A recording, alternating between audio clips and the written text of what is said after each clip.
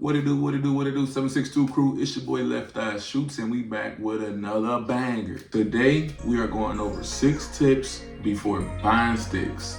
So, this is a new segment, and pretty much, this is going to go over the things that I wish that I knew before buying guns. So, as some of you guys know, this is not my first collection. I've had plenty of guns before this. So with that being said, I had to go through trials and tribulations of buying guns, selling guns, getting rid of guns, knowing what I like, knowing what I don't like, and things of that nature. Knowing what is quality, knowing what is just another gun on the market, things of that nature has taught me a lot about the gun community and also a lot about myself and what I like. So with that being said, let's get into tip number 1. Research before buying your first gun. So you always want to do your research on whatever gun you're thinking about buying. So let's say you want to buy, a 1911 for your first gun. And is it a good choice? Sure. But just like you might want to get into learning things about the 1911. It's heavy. Most models are full metal, right? Holsters are easy to find, but do you want to carry a heavy gun all day for your first gun? Things like you might want to learn about how much ammo is in a magazine. What does it carry? Is it a single stack? Is it double stack? These are some of the things that you want to worry about before buying it. You want to worry about all type of different things. If it's a Glock, then you want to start doing your research on Glocks. If it's an XD, a Springfield XD, you want to do your research on that. If it's the Echelon, do your research, etc. I think you guys get the point here. You always want to make sure that you know what you're getting into and that you're not buying lemon of a gun, right? You always want to focus on that quality aspect. And it doesn't have to be, word of mouth. Go to the range, see if you can rent that gun out. Make sure that it's what you like. Certain guns I don't really carry as much anymore. For example, my XDS, I pretty much let my girlfriend carry this because even it, like with the finger groove on there, it feels good, but without it, it's not for me. But with my hands being so big, you gotta cock it back and things of that nature. Things can get real small down there. Cut! Come on, dog. Pause.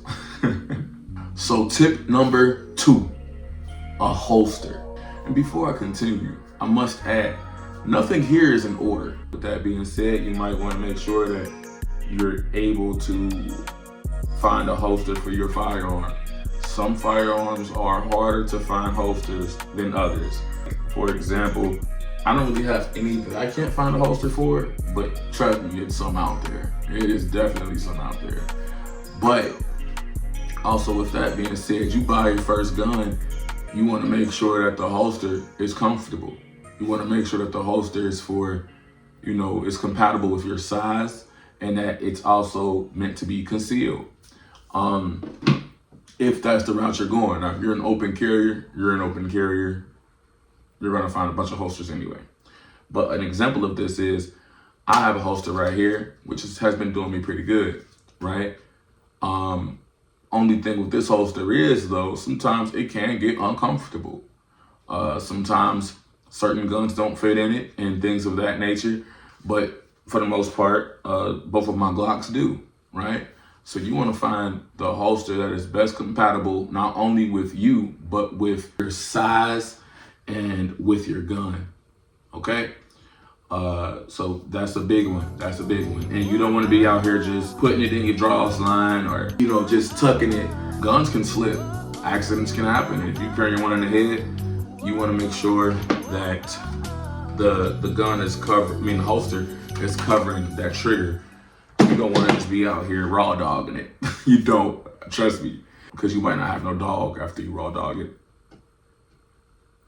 Anyway, now that brings me to tip number 3, carrying with a round in the chamber. Do I do it? Yes, I do. I carry with one in the chamber all the time, due to the fact that if something happens, you don't want to be like, wait, hold on, let me talk it back first, wait. But goddamn, Carlos, where you going? Come on, man, please. Huh? Please what? What? Please what? Boy, you're shaking like a stripper. Tighten up. You don't want to go through that, right? You don't want to have to fumble the gun and try to, because trust me, when things happen, it happens quickly. You don't have time to sit here and pull it out and cock it back and try to see. No. When things happen, you want to already be ready. For example, bro, when you get into a car wreck, or if, God forbid, but if you were to get into a car wreck, you don't want to put the seatbelt on after. You want the seatbelt on before the wreck happens. That's the whole point of the seatbelt. So why not have that same mentality when it comes to guns? If I go outside and the guy decides that he wants to rob me today, he's gonna have a pretty bad day. There's no chance of him even getting that off on me. You know what I'm saying? But I do understand for new gun owners, it does feel a bit uncomfortable to carry with one in the head. And I understand why. I get it. I do get it.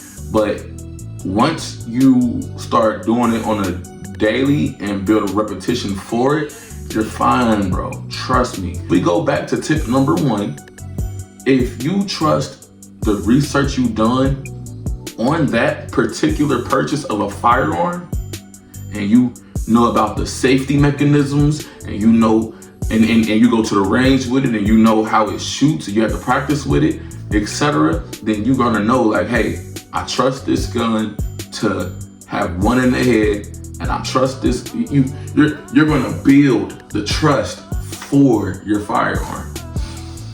So carrying one in the chamber, it's a go. I say do it, and I say get used to doing it. You want to get used to it. So tip number 4, practice. Practice again. A lot of gun owners, when they first buy their gun, they think that they are the Terminator now. They think that they're John Wick. They think that they can just go out here and take on the world. That's not how it works. That's not how any of this works. And I'm telling you now, no. Sadly mistaken. I've had at least 20 guns, maybe even more, in my time of owning guns. And what I realized is, if you don't practice with your firearm, you're not going to know what to expect when things happen. If things were to happen, God forbid. So for example, let's just, for example, say today you decided to be different and buy a shotgun, right? You wanted a home defense weapon. So this is empty, but let's say you decided to get you a shotgun today. Okay, cool. So now you got a shotgun. Is it going to sit in your closet? Is it going to sit in your safe? Is it going to sit bedside? Are you practicing in your house? Because you're not going to carry this outside most likely. So are you going to practice in your house and learn everywhere your little spots are in the house? And are you going to learn how this gun shoots? Are you practicing? Right? Are you doing drills in your house? Okay, cool. The door is right there. Bad guy could be over there. It's only one way in, one way out, 2 way in, 2 way out. However, you need to learn not only your house and learn not only your gun, but learn how it works. You need to learn, like sometimes going around corners with a shotgun can be a little hard. How are you gonna go around that corner? You see what I'm saying? These are some of the things that you need to go ahead and practice. So, and not only that, bro, let's just dumb it down a bit. Let's just say you bought a pistol, cool. So let's say you coming through with a Glock. Okay, cool. Well, are you practicing with that Glock? Does it just sit in your cup holder of a car?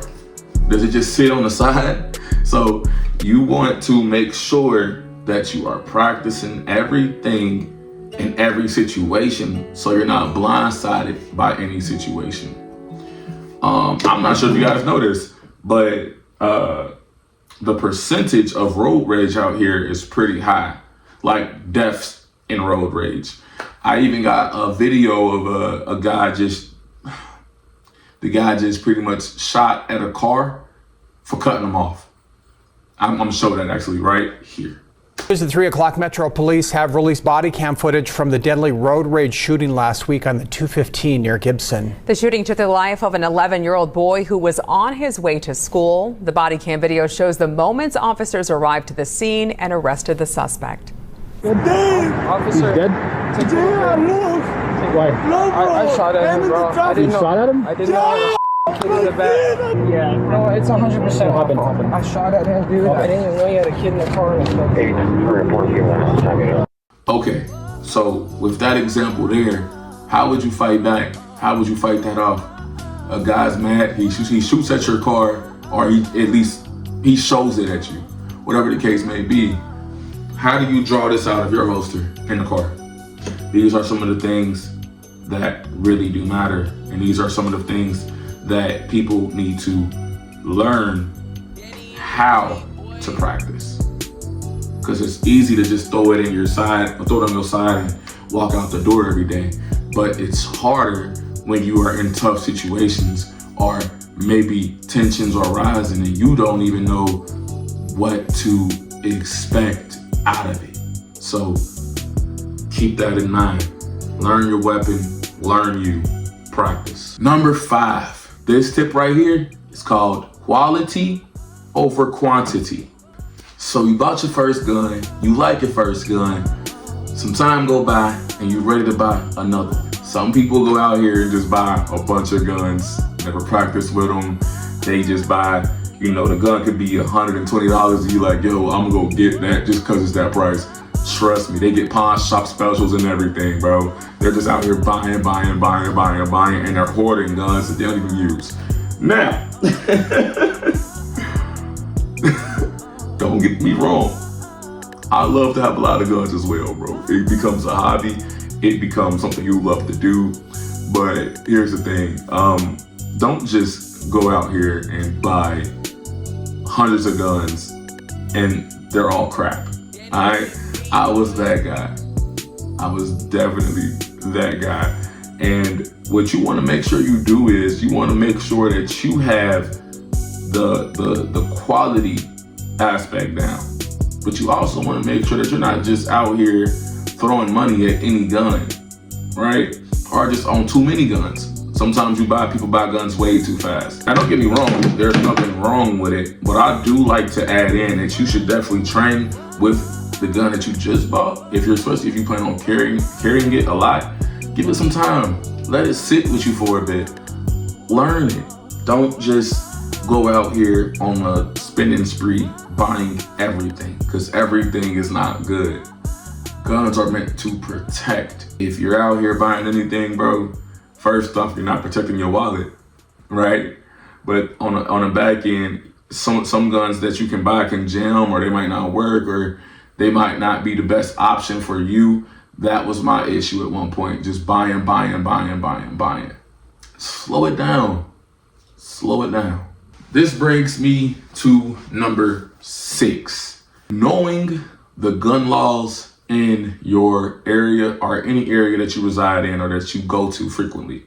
Know those gun laws. Me, I am a trucker. That's my actual occupation. And I have my CCWs as well. Know the gun laws in your area. I like to travel state to state, so I always check the gun laws in areas that I will reside in at whatever time. The reason why is because you don't want to be blindsided thinking that, hey, I'm going to this area and in my hometown we can open carry. That might not be the same for that area. Or in my hometown, we don't need a license to carry concealed. That might not be the same in that area. So you always want to make sure that you know the gun laws of wherever you're going and also the gun laws of your own area.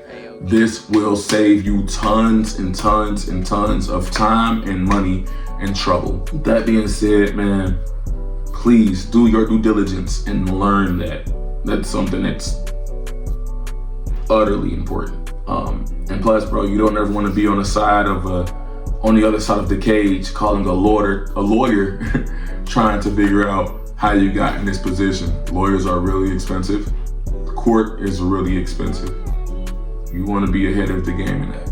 So let's go ahead and do our due diligence and check those laws. It's easy. With that being said, man, this is Left Eye Shoots, and this has been the first segment of 6 tips before buying sticks. We're gonna get this on a regular, as long as I learn about different tips, and as long as I have that information, because I do have a wealth of information for you guys to learn from. And like I said, bro, you might want to replay this video just to make sure that you learned everything that you did, and you can take whatever you can. This has been Left Eye Shoots, 6 tips before buying sticks. I'm out.